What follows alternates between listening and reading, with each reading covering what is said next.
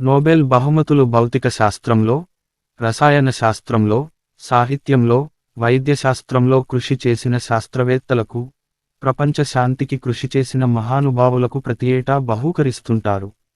ఈ 5 బహుమతులు ప్రఖ్యాత స్వీడిష్ శాస్త్రవేత్త ఆల్ఫ్రెడ్ నోబెల్ 1895 నాటి వీలునామా ప్రకారం 1901లో ప్రారంభించబడ్డాయి. నోబెల్ మరణించిన 5 సంవత్సరాల తరువాత ఆల్ఫ్రెడ్ నోబెల్ గౌరవార్థం ఆర్థిక శాస్త్ర బహుమతి మటుకు 1969 నుండి బ్యాంక్ ఆఫ్ స్వీడన్ ద్వారా ఇవ్వడం జరుగుతోంది. ఈ 6 బహుమతులు అత్యధిక పారితోషికంతో పాటు పేరు ప్రఖ్యాతలకు నిదర్శనం. ప్రతి సంవత్సరం ఒక్క శాంతి బహుమానం తప్ప మిగతా 5 బహుమతులు నోబెల్ వర్ధంతి డిసెంబరు 10 నాడు స్టాక్ హోమ్లో ఇస్తారు. వివిధ రంగాలలో విశేషమైన కృషి, పరిశోధనలు చేసిన, విప్లవాత్మక విధానాలు, పరికరాలతో శాస్త్రాన్ని ముందంజ వేయించిన, మానవ సమాజానికి ఆ శాస్త్రంతో అత్యంత సహాయాన్ని అందించిన వ్యక్తులకు, సంస్థలకు శాంతి బహుమతి మాత్రమే ఇవ్వబడుతుంది. నోబెల్ పురస్కారం 6 ప్రముఖ రంగాలలో ఇవ్వబడుతుంది. అవి భౌతిక శాస్త్రం, రసాయన శాస్త్రం, సాహిత్యం, వైద్య శాస్త్రం, ఆర్థిక శాస్త్రం, శాంతి రంగం. నోబెల్ బహుమతి ఒక అత్యున్నత పురస్కారం, ఒక మహాస్వప్నం. మన దేశంలో పుట్టినవారు గాని, ఈ దేశ పౌరసత్వం స్వీకరించిన వారు గాని, ఈ దేశ వారసత్వం ఉన్నవారు గాని నోబెల్ బహుమతి ప్రవేశపెట్టిన 110 సంవత్సరాలలో ఇప్పటి వరకు కేవలం 8 మందిని మాత్రమే నోబెల్ బహుమతి వరించింది. ప్రపంచ వ్యాప్తంగా ఎందరో శాస్త్రవేత్తలు నోబెల్ బహుమతి కోసం 50 సంవత్సరాల పాటు ఎదురుచూచిన వారు ఉన్నారంటే దాని గౌరవం ఏపాటిదో తెలుసుకొనవచ్చు. ఏ విధంగా చూచినా నోబెల్ బహుమతి వంటి విశిష్ట సత్కారం ఈ ప్రపంచంలో ఇంకొకటి లేదనటం అతిశయోక్తి కాదు. నోబెల్ పుట్టుక, విజ్ఞానం అనంతం. కాలం, దేశం, జాతి వంటి అవధులు దానికి ఉండవు. అందుకే విజ్ఞాన కనులైన మహనీయులను మనం అన్ని విధాలుగా సత్కరించడం అవసరం. ఈ సత్కార్యాచరణ జరిపించాలనే సదుద్దేశంతో ఆల్ఫ్రెడ్ నోబెల్ తాను సంపాదించిన యావదాస్తితో 1900లో నోబెల్ సంస్థలను స్థాపించి 1901 సం నుండి నోబెల్ బహుమతి ప్రకటించి సత్కరించడం విశేషం. నోబెల్ ఉద్దేశ్యం ప్రతి సంవత్సరం జాతి మత ప్రాంత వివక్ష లేకుండా మానవజాతి మేలు కోసం మహత్తరమైన కృషి చేసిన వారికి ఇవ్వబడతాయి. ఆల్ఫ్రెడ్ నోబెల్ అనే స్వీడిష్ శాస్త్రవేత్త తన వీలునామాలో తనకు గల యావదాస్తి $90 లక్షల విలువైన ఆస్తుల నుంచి వచ్చే ఆదాయం నుంచి ప్రతి సంవత్సరం 5 రంగాలలో బహుమతులను ఏర్పాటు చేయాలని నిర్దేశించాడు. భౌతిక, రసాయనిక, శరీర నిర్మాణ లేక వైద్య శాస్త్రాలలోనూ ఆదర్శవంతమైన, అత్యున్నత ప్రమాణాలు కలిగిన గ్రంథానికిగాను సాహిత్యంలోనూ, అంతర్జాతీయ రంగంలో శాంతికిగాను విశిష్ట సేవ చేసినందుకు ఈ బహుమతులు ఇవ్వాలని ఆల్ఫ్రెడ్ నోబెల్ తన విల్లులో ప్రతిపాదన చేశాడు. నోబెల్ ఎంపిక, అర్హత. బహుమతికి అర్హులైన వారిని ఎంపిక చేసుకోవడానికి విస్తృతమైన పరిశోధన అనుసరిస్తారు. తద్వారా జరిపే మూల్యాంకన విధానమే ఇప్పటికీ నోబెల్ బహుమతి ఘనతకు, గౌరవానికి కారణం. నోబెల్ బహుమతికి అర్హులను ఎన్నిక చేయటానికి కొందరు వ్యక్తులను ముందుగా ఎంపిక చేస్తారు. అందుకుగాను ఎన్నిక చేయబడిన వ్యక్తులలో ఒకరు సిఫారసు చేస్తూ నోబెల్ బహుమతి పొందటానికి అర్హులని వ్రాత మూలకంగా తెలియపరిస్తే అర్హత పొందగలుగుతారు. నోబెల్ బహుమతి ప్రకటించే సంస్థలు దాదాపు 6000 మంది వ్యక్తులను ప్రతిపాదించటానికి లేక నామీకరణం చేయటానికి ఆహ్వానిస్తారు. నోబెల్ శాంతి బహుమతి మాత్రం కేవలం సంస్థలకే ఇవ్వడం జరుగుతుంది.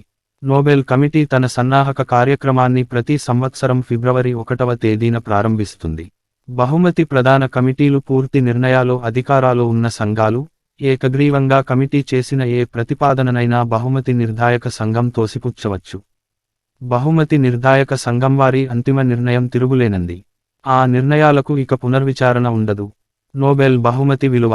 నోబెల్ బహుమతి ప్రదానోత్సవం ప్రతి సంవత్సరం ఆల్ఫ్రెడ్ నోబెల్ వర్ధంతి అనగా డిసెంబరు 10వ తేదీ నాడు జరిగింది.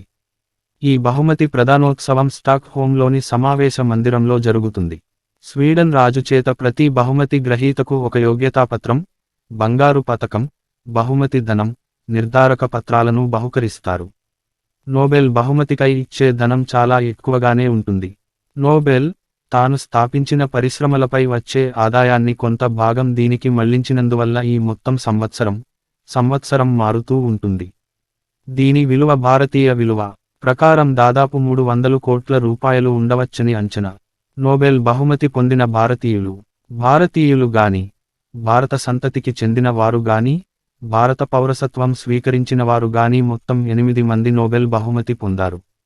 రవీంద్రనాథ్ ఠాగూర్ 1913.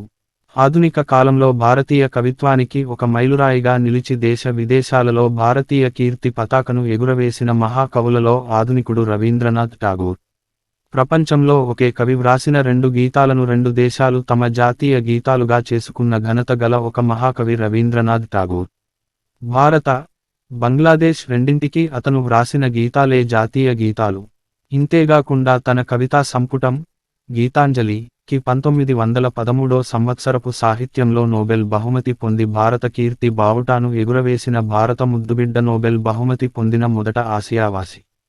సంపూర్తిగా సలలితమైన కొత్తవైన, సొగసైన పద్యాలతో అతనిలో నిబిడీకృతమై ఉన్న నైపుణ్యంతో, కవితా చాతుర్యాన్ని పాశ్చాత్య సాహిత్యంలో కొంత భాగమైన ఇంగ్లీషు భాషలో తన స్వంత పదాలతో వ్యక్తపరచినందులకు నోబెల్ బహుమతి అతనికి ఇవ్వబడింది. గాంధీ, నెహ్రుల తరువాత భారతదేశంలో ప్రసిద్ధులైన వ్యక్తులలో రవీంద్రనాథ్ ఠాగూర్ ఒకరు. Sir C V. రామన్ 1930. భారతదేశానికి ప్రాచీనకాలం మంచి విజ్ఞాన శాస్త్రంలో కొంత కృషి చేసిన కీర్తి ఉంది. కానీ తురుష్కుల పరిపాలనలో దేశం 1000 సంవత్సరాలకు పైగా అణగి ఉండటంతో మన విజ్ఞాన శాస్త్రజ్ఞాన సంపద లుప్తం అయింది. ఆసక్తి అడుగంటిపోయింది. అలాంటి సమయంలో దేశాన్ని ప్రపంచ విజ్ఞానశాస్త్ర పటం మీదకు చేర్చగలిగినవాడు, నేటికి నాటికి కూడా పూర్తి భారతీయుడై ఉండి తన విజ్ఞాన శాస్త్రత పరిశోధనలకు నోబెల్ బహుమతిని పొందిన మహామహుడు ఒక్కడు ఉన్నాడు. అతనే సర్ చంద్రశేఖర్ వెంకటరామన్. వాల్తేరులో ఉన్న ఆంధ్ర విశ్వవిద్యాలయ కళాశాల శాస్త్ర సాంకేతిక శాఖ సంపూర్ణ అభివృద్ధికి అతను చాలా గొప్ప నిర్మాణాత్మక పాత్ర వహించాడు. 1954లో భారత ప్రభుత్వం మొట్టమొదటిసారిగా దేశంలో అత్యుత్తమ బిరుదు భారతరత్నను ప్రవేశపెట్టి సర్వేపల్లి రాధాకృష్ణన్, చక్రవర్తుల రాజగోపాలాచారి సి.వి. రామన్కు ప్రదానం చేసింది. హర్గోవింద్ ఖొరానా 1968. 1968 సంవత్సరపు శరీరధర్మ శాస్త్రం లేక వైద్య శాస్త్రానికి నోబెల్ బహుమతి గెలుచుకున్న ముగ్గురిలో హర్గోవింద్ ఖొరానా ఒకరు. మిగిలిన ఇద్దరు అమెరికాకు చెందిన కార్నెల్ విశ్వవిద్యాలయ ఆచార్యులు రాబర్ట్ డబ్ల్యూ. హాలీ, రెండవవాడు హర్గోవింద్ ఖురానా, మూడవ వ్యక్తి బెథెస్డాలోని నేషనల్ ఇన్స్టిట్యూట్ ఆఫ్ హెల్త్లో పనిచేస్తున్న పరిశోధకులు మార్షల్ డబ్ల్యూ. నిరెన్బెర్గ్. అవిభక్త భారతదేశాన్ని బ్రిటిష్ ప్రభుత్వం వారు పరిపాలిస్తున్న కాలంలో పశ్చిమ పంజాబ్ రాష్ట్రంలోని రాయ్పూర్ గ్రామంలో హిందూ దంపతులకు జన్మించాడు. రాయ్పూర్ గ్రామం కేవలం 100 మంది జనాభా గల చిన్న గ్రామం. బాగా పేద కుటుంబం అయినా ఖురానా తండ్రి కొడుకును బాగా చదివించాడు. 1945లో అప్పటి ప్రభుత్వ సహకారంతో ఇంగ్లాండుకు వెళ్లి లివర్పూల్ విశ్వవిద్యాలయంలో పీహెచ్.డి చేసే అవకాశం లభించింది. విజ్ఞాన శాస్త్రంలో మాలిక్యులర్ బయాలజీ అనే కొత్త శాఖకు పునాది వేసి ఇందులో విశేషమైన కృషి చేశాడు. 1958 నుండి 1968 వరకు కేవలం 5 సార్లు మాత్రమే వైద్యశాస్త్రంలో అత్యుత్తమ కృషికి ఇవ్వబడిన నోబెల్ బహుమతి జన్యుశాస్త్రంలో జరిగిన పరిశోధనకు ఇవ్వటం మాలిక్యులర్ బయాలజీ ప్రాముఖ్యాన్ని తెలుపుతుంది. Mother Teresa 1979. మానవ సేవ కన్నా మిన్న లేదని చాటిన మహిళామణి మదర్ తెరిస్సా. ఈ దేశంలో పుట్టకపోయినా, ఈ దేశంలోని ఆపన్నులు, ఆర్తులు, ఆపదలో ఉన్నవారిని ఆదుకొనుటలో ఆమెను మించిన వారు లేరు. ప్రపంచంలోని గొప్ప మహిళామణులలో ఎవరు అంటే ఆమె పేరు పేర్కొనకుండా వేరొకరి పేరు చెప్పటానికి కుదరదు. అందుకే ఆమె ప్రపంచంలోనే అత్యంత గౌరవనీయమైన వనిత అనటంలో ఏమాత్రం అతిశయోక్తి ఉండదు. 1929 జనవరి 6న భారతదేశంలోని కలకత్తా నగరం చేరుకుంది. అప్పటి నుండి విద్యాబోధన చేస్తూ 1947లో పేదరికాన్ని స్వీకరిస్తున్నట్లు ప్రమాణం చేసింది. శాంతినగర్ అనే పేరుతో అసన్సోల్ నగరం ఒక కాలనీ కట్టుకునేటట్లు కుష్టు రోగం గలవారిని ప్రోత్సహించింది. స్వర్తి ధార్మిక సమాఖ్య, మిషనరీస్ ఆఫ్ చారిటీ అనే ధార్మిక సంస్థను నెలకొల్పింది. పద్మశ్రీ పురస్కారం, భారతరత్న లాంటి అత్యున్నత పురస్కారాలు మదర్ తెరిస్సాకు అందించారు. ఆమె చేసిన సేవలు శాంతి బోధనకు ప్రపంచ అత్యున్నత పురస్కారం నోబెల్ శాంతి బహుమతి ఆమెను వరించింది. సుబ్రహ్మణ్యన్ చంద్రశేఖర్ 1983. భౌతిక శాస్త్రంలో నోబెల్ బహుమతిని పొందిన భారత సంతతికి చెందిన రెండవ వ్యక్తి సుబ్రహ్మణ్యన్ చంద్రశేఖర్. Sir C V. రామన్ లాగానే ఇతను కూడా దక్షిణ భారతదేశానికి చెందినవాడే. అతను చికాగో విశ్వవిద్యాలయ పరిశోధన సభ్యులలో ఒకరిగా 1937 సంవత్సరం జనవరి నెలలో చేరాడు. అప్పటి నుంచి చివరి వరకు అతను సుదీర్ఘకాలం పాటు అంటే 60 సంవత్సరాలకు పై ఆ విశ్వవిద్యాలయంలోనే పనిచేశాడు. చంద్రశేఖర్ 20 వరకు గౌరవ పట్టాలు పొందాడు. 21 ప్రముఖ సంస్థలలో సభ్యుడిగా ఎన్నికయ్యాడు. 1983లో నోబెల్ బహుమతితో సహా ఎన్నో అంతర్జాతీయ పురస్కారాలు పొందాడు.